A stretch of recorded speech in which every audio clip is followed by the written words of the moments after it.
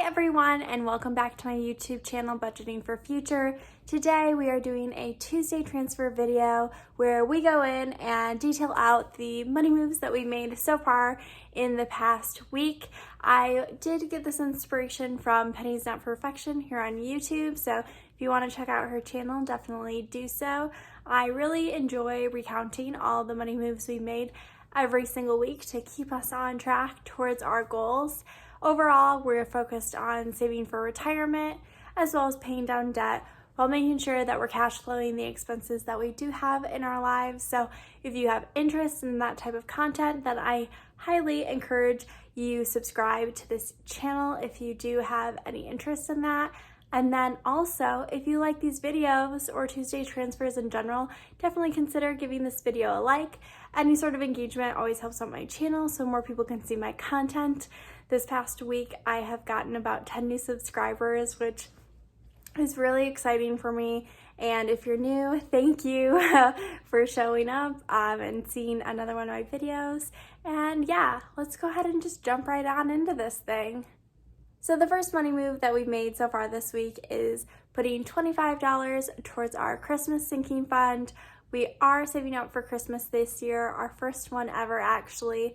We're trying to save up not only for gifts, but also for new appliances because we probably will have to invest in some new appliances in the next year or so, and we're thinking about purchasing them on Black Friday if we can. This house that we live in right now is about 10 years old, so all of our appliances are about 10 years old, and that means that more than likely things will just keep continuously breaking. We also put $25 into our maintenance sinking fund and then spent it all. We've actually been spending a lot of money in our maintenance sinking fund lately. We got our oil changed on both of our cars. We have also done some yard work that will hopefully make our grass a little bit greener here on our side of the street. And we've also had our fridge break this weekend. It was a lot. We're really busy right now, so we didn't really have time for this to happen, but my husband did notice about a week ago that the ice machine in our freezer was not working. We actually had two ice machines. There's an ice machine on like the top part of it where like you can get water from it, and then on the bottom part it has like an ice maker that would go right into the fridge and like hold a container of ice, and they both broke. We bought a new filter originally to see if that could help the problem because the internet says that if your ice isn't making, maybe that's the problem. Later on though, we thought, maybe the freezer or the refrigerator just isn't getting cold enough to make ice. And that was the problem. We ended up noticing that all of our popsicles in our freezer had melted, and then pretty much immediately moved all of our stuff out of our fridge and freezer. Luckily, we did have an extra one when we left our rental property that we were living in.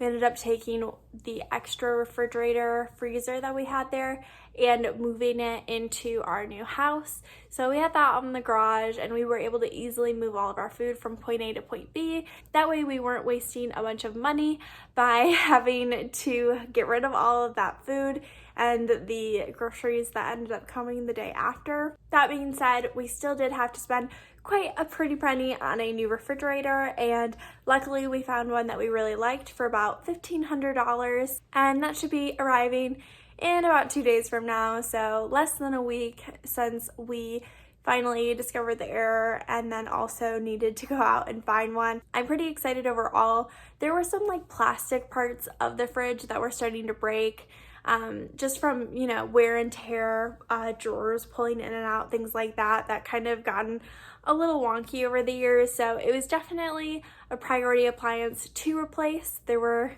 quite a few that we wanted to replace before it, but with all that being said, we're at kind of a deficit in terms of what we have in our maintenance sinking fund. We really didn't have the money to pay for this, so we are definitely having to pull from other areas.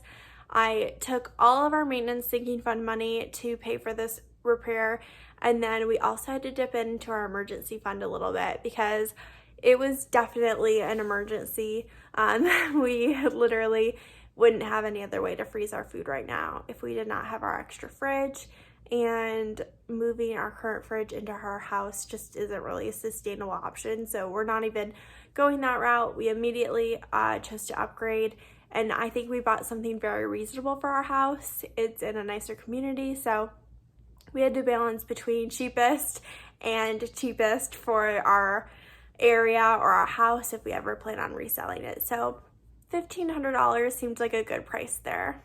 The next money move that we made was saving for vacation. Now, if you saw my video that went live on Saturday, then you know vacation has been definitely a priority for us, more so than getting more money into our maintenance sinking fund, that's for sure.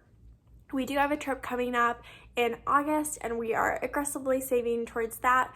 Right now we have $300 saved up, and with this extra $500 going into our vacation sinking fund, we are now up to $800 there, which is definitely a great place to start. We still have all of July to save up for our trip, and we are definitely well on our way to being ready for that. I'm so incredibly excited.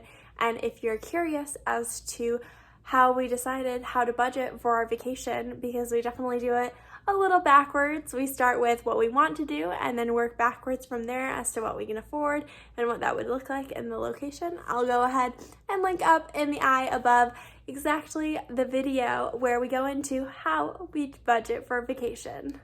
The next sinking fund that we contributed to was our clothes sinking fund. We put $25 away for that. That's mostly used for when we need new shoes, because we hate buying new shoes, and we're doing a good job saving up to make sure that we can upgrade our wardrobes when we absolutely need to. The last sinking fund that we were able to contribute to was for furniture. We did put $25 there. I'm thinking, honestly, we need to hurry up and upgrade my bed sheet, because that is definitely the last thing that I would like to do to complete this room that we're in right now, our bedroom. I decided pretty much a few years ago that every year I wanted to kind of upgrade one room of my house. And so the first year that we were together, we focused on our kitchen. The second year, we focused on our living area. And now this year, we are focused on our bedroom.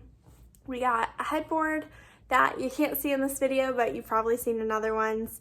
We've always had this hutch for the past few years that we did receive as a hand-me-down, and then I did get some really nice mid-century modern side tables in the past year that I'm obsessed with, and I got at a antique shop. And so now I just really want a bedspread to kind of match the vibes that I have going on in this room, and then I think we'll be pretty much done there. I'm thinking in future years we'll want to upgrade other parts of our lives, but honestly, with having a soon-to-be toddler, I don't think it's too sensible to really upgrade much of our stuff until she's gotten through the stage of destroying it. We really need a new kitchen table because it has been like water stained and warped through exposure to water, and it's not looking very great, but she'd probably destroy anything else too, so it is what it is. And I think we are probably going to defunct this specific savings category. I was recently watching Budget Girls videos. Oh my gosh, love her. I'll link her down below.